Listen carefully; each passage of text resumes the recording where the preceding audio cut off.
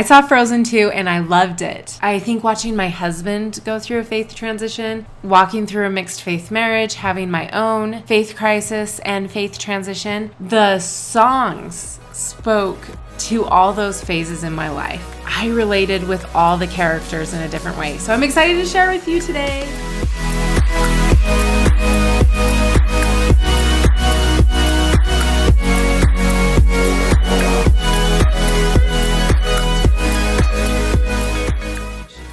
Yes, the wind blows a little bit colder and we're all getting a little bit older and the clouds are moving with every autumn breeze. Peter Pumpkin just became fertilizer. Probably the best line in that song. And my leaf's a little sadder and wiser. That's why I rely on certain certainties. Yes, some things never change, like the feel of your hand in mine. Some things stay the same, like how we get along just fine, like that old stone wall that will never fall, and then you see a piece of it break off. Some things are always true. Some things never change, like how I'm holding on tight to you. And the song keeps going, but the thing I liked most about this song was she's singing about how she doesn't like change, so she tries to rely on certainties. And I think I'm a person that doesn't like change. I'm pretty afraid of change, but I also don't think that's really healthy. And I think it's important to know that things are going to change. Leaving the church was a huge change for me. It says some things are always true, and I felt like the church would always be true, but that has changed. Into the unknown. Yeah, that's Elsa going through a faith crisis. In this song, she feels called to leave everything she's comfortable with and do something new, and she's really resisting it. And that was me to a T. I resisted really hard. I did not want to go into the unknown. I really struggled with it. Even though I knew it was the right choice, I was very fearful. I can hear you, but I won't. Some look for trouble while others don't. I'm starting to learn about church history, the issues with the church, the truth claims, and I'm really not letting myself think about them. I know where this is going to lead me, so I'm not letting myself think about it. I'm taking it in, but I'm not internalizing it. There's 1,000 reasons I should go about my day and ignore your whispers, which I wish would go away. I feel like that was close to my experience. I was like, there are so many other things I could be doing, but I'm consumed with this problem and it never leaves me alone. Like, I'm cooking dinner, I'm playing a game with my kids, I'm trying to go to sleep. Everything I do, like I'm driving, I'm picking the kids up from school. It doesn't matter what I'm doing. I'm like consumed with this problem. And I wish it would go away, but it is not going away. You're not a voice, you're just a ringing in my ear, and if I heard you, which I don't, I'm spoken for, I fear. Okay, so the church has all these problems, but too bad, because I'm a member of the church, I'm not going to listen to these problems. Everyone I've loved is here within these walls. I'm sorry, secret siren, but I'm blocking out your calls. Amen. That was the hardest part for me leaving the church, was that I loved so many people that were in the church, and I just felt like this is going to destroy my community. This is going to put strain on all of my relationships. I'm just not going to go to this place. I can't put this much on the line. I'm afraid of what I'm risking if I follow you into the unknown. Yes, I just addressed how afraid I was of risking my community. What do you want? Because you've been keeping me awake. Are you here to distract me so I make a big mistake? I had very many sleepless nights, and I was worried that I was being led away by Satan. I was so indoctrinated that I had to walk through these steps to become undoctrinated. So I had to accept that there was a possibility that Satan was leading me away. And there was a possibility that I was losing my salvation. And I had to accept that in order to get out and look back and realize that it was all poppycock. And I think that's just awful to have to think those things and accept them as truth in order to undoctrinate yourself. But I was worried that these were just distractions so that I'd make a big mistake. Or are you someone out there a little bit like me who knows deep down I'm not where I'm supposed to be? Every day is a little harder as I feel your power grow. Don't you know there's part of me that longs to go? My inner voice and what I think is true is starting to really conflict with what the church is telling me is true. And I feel that growing and growing, and it's getting harder to stay. And I am starting to feel like I need to leave, even though I still don't want to. I love this part. Are you out there? Do you know me? Can you feel me? Can you show me? These are probably questions I was screaming at God through prayer. God, are you out there? Do you know me? Can you feel me? Why won't you show me? I guess I was pleading to him to tell me that the church was true so that I had something to stand on, but I felt nothing. I was empty inside. And it led to me going into the unknown. It says, where are you going? Don't leave me alone. How do I follow you into the unknown? And I feel this way with my husband and God. With my husband, where are you going? He's leaving the church. I'm like, don't leave me alone. How do I follow you into the unknown? And then with God, where are you going? I did feel very abandoned during this time. I said, please don't leave me alone. How do I follow you into the unknown? And I think that's a question I still ask myself. Like, if there is a God, how do I worship you in this unknown territory? And I don't know how to do that.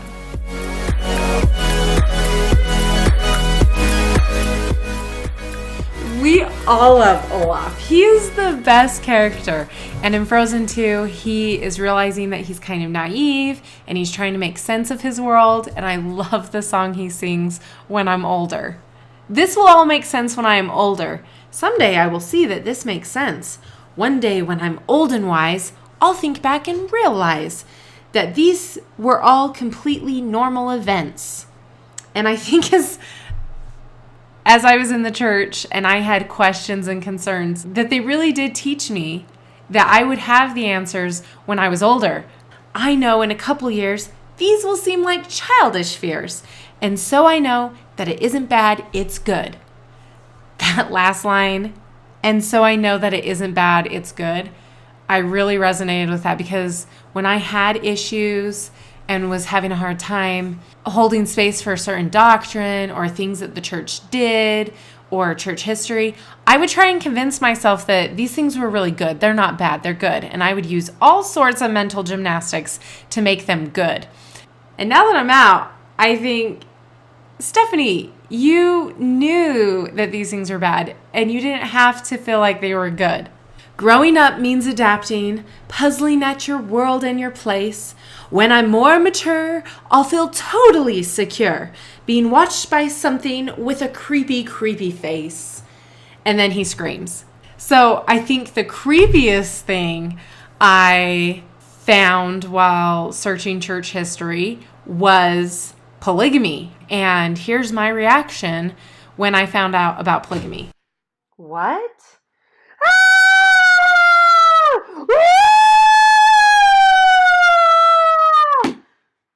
And I love the next line. The next line was, so that will all make sense when I am older. And that's exactly what I did. I just put it on my shelf and was like, it will make sense when I'm older. Well, guess what? I'm getting older every year. And the older I get, the less it makes sense. And so that was the song mostly for me, is I got older and things made less and less sense. And I realized that there's probably a reason that none of this makes sense.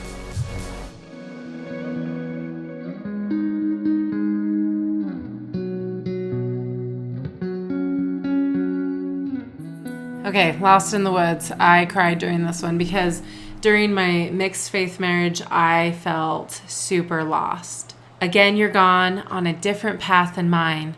I'm left behind, wondering if I should follow. When my husband told me that he's going to leave the church, I was really torn whether I should stay or whether I should leave. And I definitely wanted it to be my own choice, but I also felt a little left behind. You had to go. And of course, it's always fine. I'll probably catch up with you tomorrow. So I did see that my husband needed to leave the church, that it wasn't making him happy. And that part was really fine. I did support him in doing that. But again, I felt left behind. Is this what it feels like to be growing apart? When did I become the one who's always chasing your heart? That growing apart thing feels a little bit familiar. I was worried if I was doing the mixed faith marriage thing right. Looking back now, I see that we really did grow together during that time, and we didn't let our mixed faith marriage pull us apart. Now I turn around and find I'm lost in the woods. North is south, right is left when you're gone. I'm the one who sees you home, but now I'm lost in the woods, and I don't know what path you're on. I think, yes, I was very disoriented during this time in my life. And I like the right is left. I don't know what's right anymore. What's right and what's wrong? I'm really confused. I like this part. Who am I if I'm not your guy? Where am I if we're not together? Forever. Yes, the forever part. We went from me believing we had a forever marriage to wondering what type of marriage we had. Now I know you're my true north because I'm lost in the woods. Up is down, day is night. When you're not here, oh, you're my only landmark. So I'm lost in the woods, wondering if you still care. But I'll wait for a sign that I'm your path because you are mine. Until then, I'm lost in the woods. I just loved it. Our mixed faith marriage brought some struggles, but I think overall it was a really great opportunity for us to work through those together and grow closer together. I was really glad that our relationship was based off of more than just religion. So we were able to rely on those things. We'd made many connections with each other, and religion was just one of many. It was great because we were able to still support each other even though we had different views and opinions, and we were able to kind of court each other again because we were changing so much. And so even though it was a scary part and a hard part, it was also a beautiful part and a wonderful part of our marriage. And I love the tribute, Lost in the Woods. It made me giggle and cry.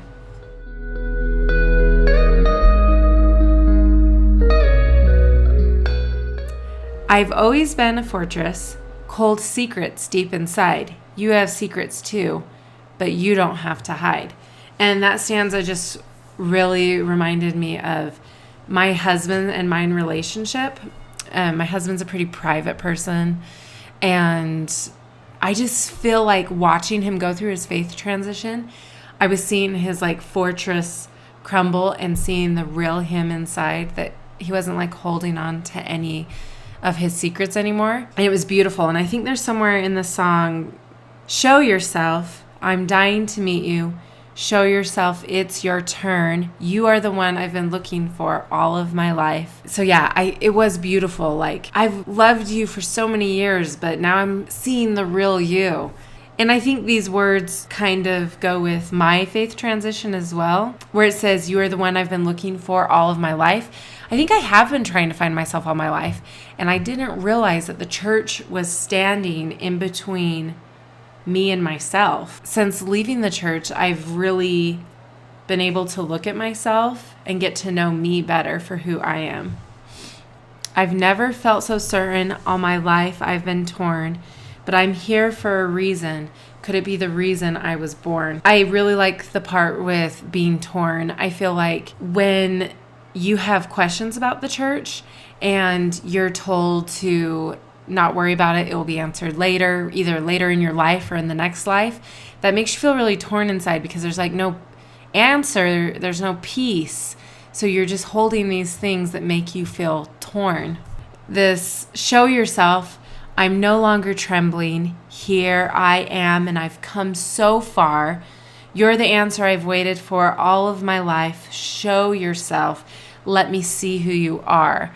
I think when you're going through a faith transition, you're just please show me the answers. Even with myself, I'm show Stephanie, show yourself. Where are you? Like, what parts of your life are truly you and what has been dictated by the church? And I'm just asking myself every day, like, show yourself. Like, what do you think? What do you want? What in your life has truly been you? And I'm just begging myself to come out.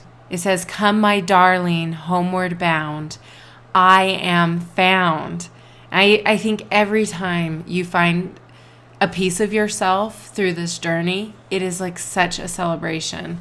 It says, "Show yourself, step into the power." I think that is great because I gave so much of my power away when I was in the church. I gave it to the priesthood. So my husband, my father, neither my husband or my father ruled over me. In fact, they were awesome priesthood holders. They never used their priesthood to try and control me, but I gave them my power even though they weren't asking for it. And then people that were asking for it, like bishops and stake presidents and the prophet, I would follow them. And so leaving the church, I really have stepped back into my power. Grow yourself into something new. And I really am. I am growing myself into something new. I'm becoming more of the person I feel like I am instead of the person that I thought I needed to be. In the beginning of the song, it makes it sound like she's going to find someone else who will give her all the answers. But at the end of the song, she finds herself, she steps into her power, and she grows herself. It's not necessarily an easy process. She struggled with this for years. I like that they point that out.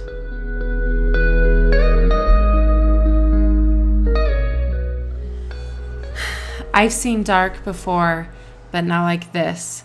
This is cold, this is empty, this is numb.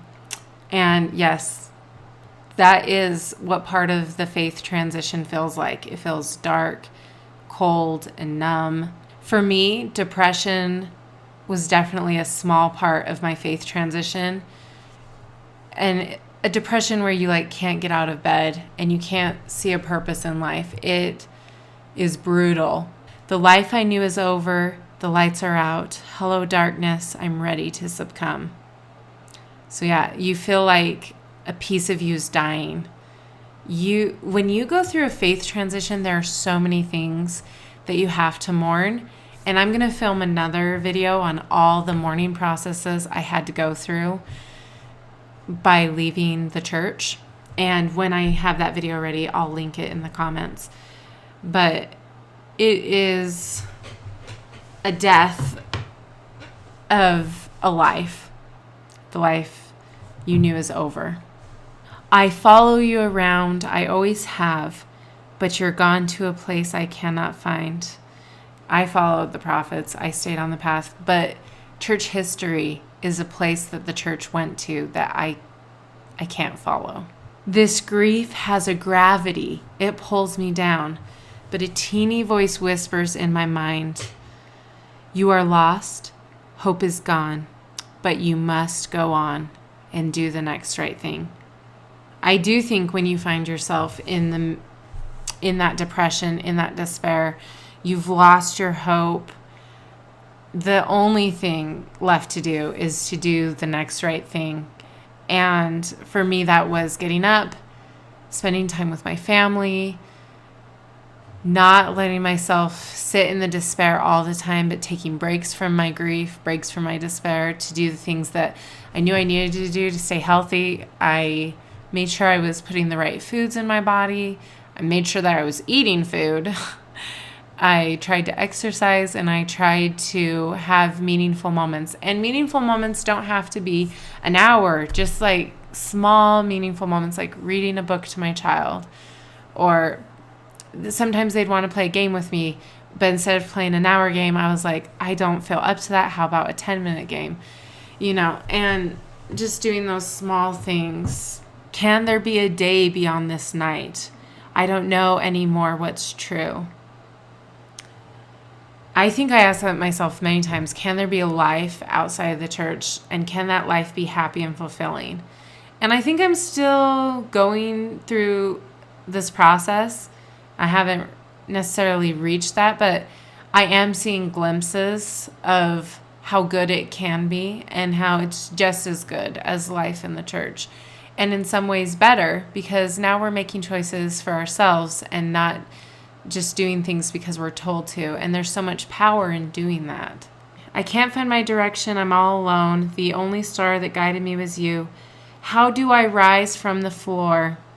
But it's not you I'm rising for. Just do the next right thing. Take a step. Step again. It's all that I can to do the next right thing. That is so hard when you let the church make all the choices for you and you're on your own. You're having to make your own choices. It is hard. I knew during my faith transition that leaving the church was the next right thing for me to do, but it wasn't easy. It was painful. It was hard. I just had to take it step by step. Rise off the floor, take a step, step again, and do the next right thing. I won't look too far ahead. It's too much for me to take.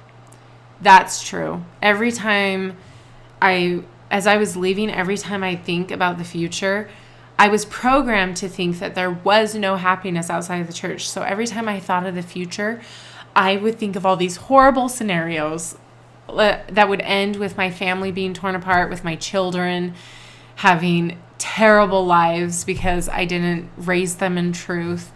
And so for me, I really did have to focus on the present, because if I thought too much about the future, it would really make me fearful. Even though I realized that I was programmed to think these things and these things weren't true, it was still scary for me to think about the future.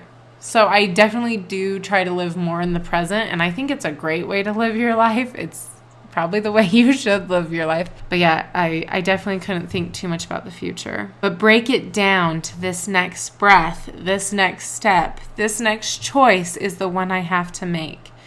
I think that's great advice for someone who's finding themselves in depression, is to cope with the overwhelm that you feel, is to just break it down to the next breath, the next step, the next choice. Because I feel like when you're depressed, you're very easily overwhelmed. This is beautiful lyrics. I will not cry. Okay. So I'll walk through this night, stumbling blindly towards the light, and I'll do the next right thing. And with it done, what comes then, when it's clear that everything will never be the same again? Then I'll make the choice to hear that voice and do the next right thing. Oh, it's beautiful. A lot of these songs were written by Kristen Anderson Lopez and Robert Lopez, and I think I should give a shout out to them. They probably don't get as much credit as they should for writing these beautiful songs. You guys are poets. I love the songs that you came up with for this movie, and they are great songs to use when you're going through a hard time. These are songs that I use almost daily in comforting my soul as I walk through this faith transition. Like I said in my last movie, when I was talking about Pink and her song, What About Us? I love music. I think it's very therapeutic, and it definitely helps me as I go through hard times. And this whole Frozen 2 soundtrack is in my playlist, my transition playlist, and I totally recommend them. I think they're beautiful. The words are healing. I hope you enjoy them as well.